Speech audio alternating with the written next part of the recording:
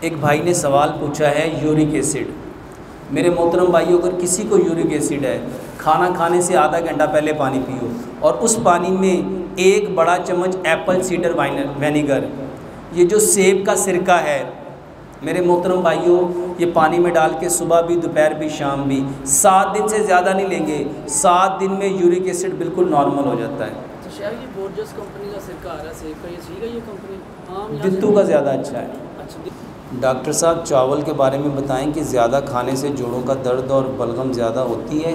جی میرے محترم بھائیوں، کوئی بھی چیز جب حد سے زیادہ ہوتی ہے تو وہ پرابلم کرتی ہے، ٹھیک ہے؟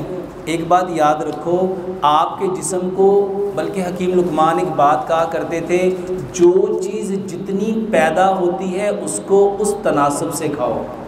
پوری دنیا میں سب سے زیادہ پیدا ہوتے ہیں سب سے زیادہ پھل اور سبزیاں، 70% کھاؤ پھل اور سبزیاں۔ 20% آپ کو چاہیے تھی اجناس، جس میں چاول تھے، جس میں گندم تھی، جس میں آپ کا باجرہ تھا، جوار تھی، مکئی تھی، جو تھے، آپ کی دالیں تھیں، چنے تھے، آپ کے سارے مسالہ جات تھے، یہ 20% چاہیے۔ تو سب سے زیادہ کیا چاہیے؟ پھل اور سبزیاں۔ اور دوسرے نمبر پہ کیا چاہیے؟ اجناس۔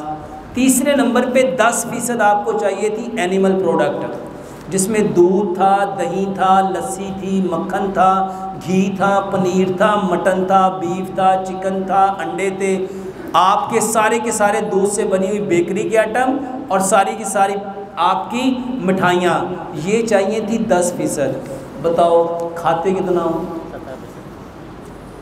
جو اینیمل ہے وہ 70% کھاتے اور جو پھل اور سبزیاں ہیں۔ تو میرے محترم بھائیوں، جو چیز اللہ نے جس تناسب سے پیدا کی، ہمیں اسی تناسب سے اس کو کھانی چاہیے۔